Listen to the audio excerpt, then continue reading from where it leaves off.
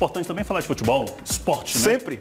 E aí, o que é que vocês trazem pra gente? Rapaz, falar do Vitória aqui, que enfrenta, adivinha quem na quinta-feira, Ricardo Maia? Adivinha quem? Quem? O Internacional. Eu acho que o torcedor baiano, de tanto enfrentar o Internacional, Gustavo Castellucci aí, Vitória enfrentou pela Copa do Brasil semana passada, o Bahia enfrentou no final de semana, o Vitória volta a enfrentar o Inter. Se brincar, o torcedor já sabe a escalação do Inter aí, do goleiro. Se duvidar, tem gente que acordou, tô em Porto Alegre, tô falando só de Inter. Tá Inter. O Bahia enfrentou o Inter pelo Campeonato Brasileiro no final de semana, só que o Vitória volta a enfrentar o Inter pela Copa do Brasil. Na partida de ida lá em Porto Alegre, o Vitória acabou perdendo por 2-1.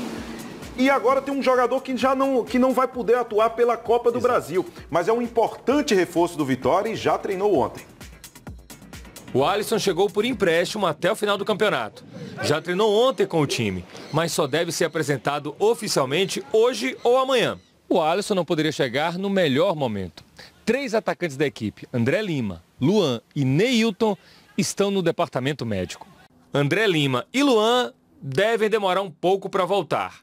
Neilton é o que tem mais chance de voltar por agora, quem sabe já no final de semana. Foi um dos jogadores que está entre os 5 jogadores que mais participou em partidas no Brasil atualmente. O atacante tem 13 gols esse ano e participou de 20 dos 25 jogos do time na temporada. E essa hora a gente tem que mostrar superação, quem entrar tem que ter personalidade para saber que tá entrando na função de jogador que vinha bem e tem que desempenhar ou igual ou melhor do que quem vinha jogando. Outros atletas ainda continuam no departamento médico, como Felipe Souto, Brian e Cleiton Xavier. Por isso, o time de quinta-feira deve ser o mesmo da estreia do Brasileirão.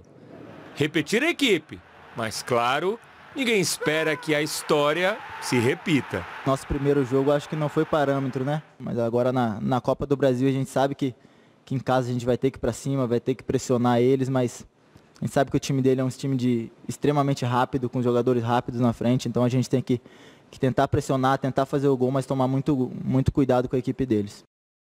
Tá aí. Castelo, uma perguntinha para você. O Alisson já jogou em grandes clubes, a gente sabe disso, mas está vindo de um clube de Série C, né? O ABC. O que é que a torcida pode esperar dele?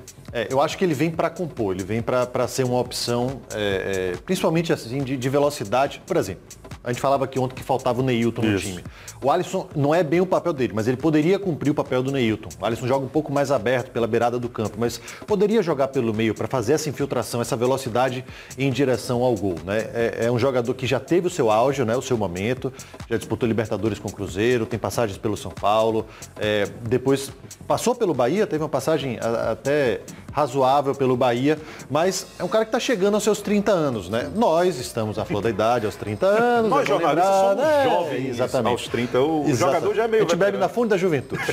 Tô brincando. Mas 30 anos já é o começo do declínio da carreira de jogador de futebol. Começo, né? Porque hoje em dia tem jogador da Alessandro tá jogando com 37, o Zé Roberto jogou até os 41. Então, a longevidade no futebol, ela tá crescendo, ela tá aumentando. O jogador está encerrando a carreira com 36, 37 anos numa boa. Então, o Alisson tá nessa virada, dos 20 para os 30. É um momento importante onde ele deve focar e se dedicar bastante. E acho que no Vitória ele vai encontrar espaço para isso e oportunidades para disputar a posição.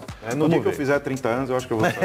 Aí você fala sobre isso. Trouxe aqui, a gente falou tanto do Inter, trouxe aqui dados do primeiro jogo de ida entre Vitória e Internacional. Só lembrando aqui, Copa do Brasil, Vitória e Inter na quinta-feira. E aí no domingo tem Brasileirão, lá no Independência, 4 da tarde, Atlético Mineiro e Vitória. Mas eu ia falar disso aqui, Internacional e Vitória, jogo de ida.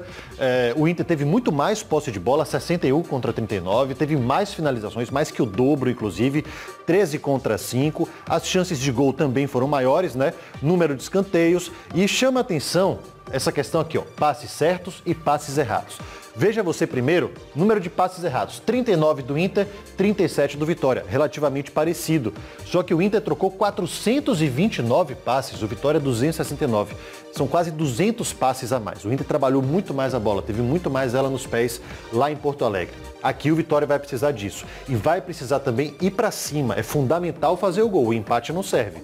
1-0, um gol de diferença, leva a disputa para os pênaltis. Então, a Vitória tem que ir para cima para tentar vencer no jogo, para não correr o risco de disputar por pênaltis a vaga na próxima fase da Copa do Brasil.